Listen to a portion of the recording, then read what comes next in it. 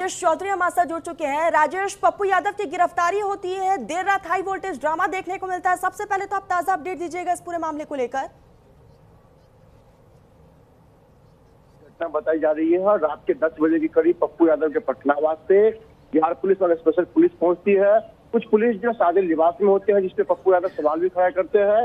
पप्पू यादव बार बार कह रहे थे कि दीपक नाम के इंस्पेक्टर है जो उनके साथ बदसलूकी भी किया है, और जिसके बाद पप्पू यादव बार बार उनसे ये पूछ रहे थे कि मुझे किस मामले में गिरफ्तार करने आप लोग आए हैं, मुझे वारंट दिखाइए। जिसके बाद बताया जा रहा था कि एक पुरानी केस है जिसपे बेल टूटने के बाद जो है पप्पू यादव की गिरफ्तारी करने पुलिस पहुंची थी। उन्होंने हम आपको बता दें कि 10 बजे से लेकर लगभग 12 बजे तक यूँ कह सकते 1.5 घंटे ज्यादा ये हाई वोल्टेज ड्रामा चला। बार बार पप्पू यादव के समर्थक और पुलिस के बीच बाताबाती होती रही। तमाम लोग जो है वो कहते रहे कि किस मामले में आखिर पप्पू यादव को गिरफ्तार किया जा रहा है। और जब पटना पुलिस और स्पेशल पुलिस रात के 11:15 बजे पप्पू यादव को लेकर के जा रही थी, तो पप्पू यादव कह रहे थे मैं थाना नहीं जाऊंगा, मुझे या तो सीधे कोर्ट लेके चलिए या। और पप्पू यादव उस वक्त जो है तरन्नुम, पप्पू यादव जा रहे थे, उन्होंने दवाई भी खाया था और उनकी जो है सेहत अच्छी नहीं बताई जा रही। पप्पू यादव बार बार अपने सेहत का हवाला दे रहे थे कि मेरी तबीयत अच्छी नहीं है, और जिसके बाद उसे IGMS ले जाया गया और फिलहाल पप्पू यादव IGMS में है और उनका इलाज चल रहा है।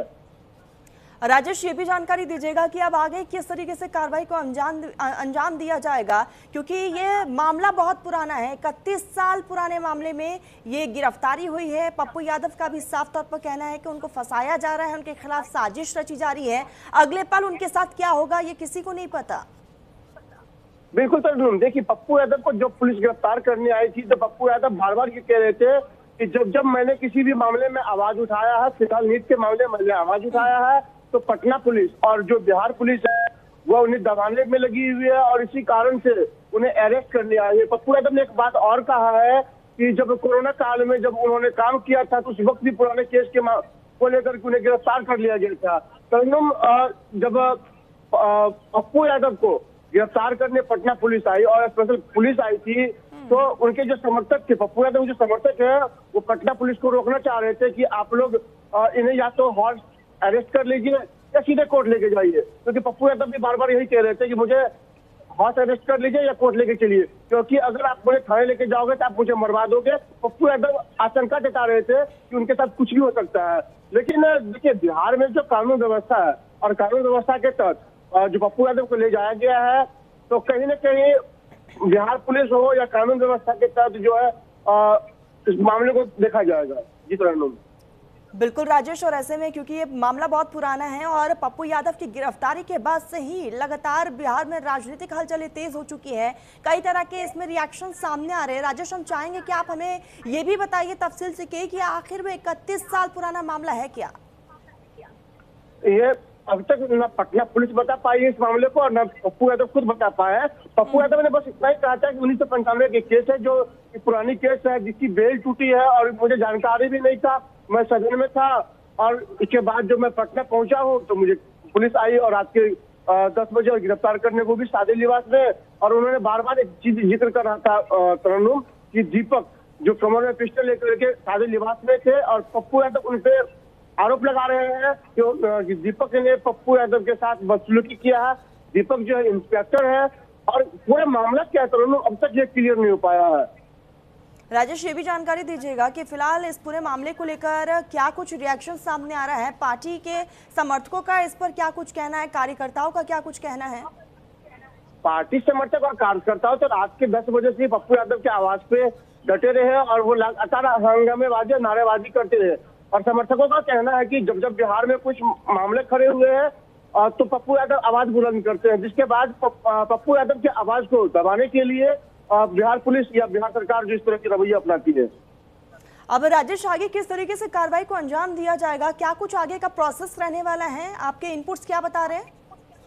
देखिए तरन्नुम, मैं आपको सबसे पहले बता दें कि पप्पू यादव फिलहाल IGMS में है, उनका इलाज जारी है। उसके बाद पप्पू यादव जिस तरह डिमांड कर रहे हैं मुझे सीधे कोर्ट ले जाया जाए, और पप्पू यादव ने कहा कि मुझे न्यायालय पे पूरा भरोसा है, न्यायालय जो न्याय देंगे उसको मैं मानूंगा, लेकिन बिहार पुलिस से मुझे भरोसा नहीं है। ठीक राजेश, नजरें आप बनाए रखिएगा। फिलहाल तमाम जानकारी के लिए बहुत शुक्रिया आपका। तो आपको बता दें कि इस पूरे मामले को लेकर पप्पू यादव की गिरफ्तारी हुई है।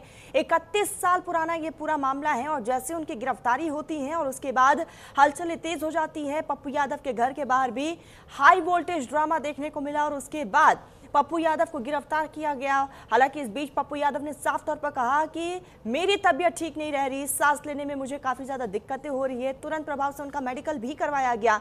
फिलहाल अभी वो मेडिकल निगरानी में ही है, लेकिन सभी की नजरें इस बात पर टिकी हुई कि आगे अब किस तरीके से प्रोसेस को अंजाम दिया जाएगा, क्या कुछ कार्रवाई की जाएगी। 31 साल पुराना ये मामला है और जैसी गिरफ्तारी होती है पप्पू यादव की, सबसे पहला रिएक्शन पप्पू यादव का आता है कि मेरे खिलाफ साजिश हो रही है, मुझे मार सकते हैं। इस तरह के बयान पप्पू यादव की तरफ से दिए गए हैं।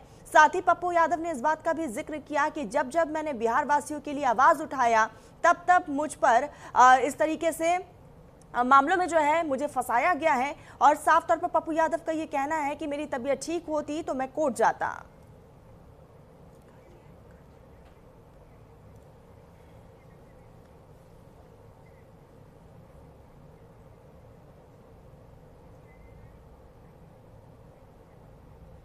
खबरों में आगे बढ़ते हुए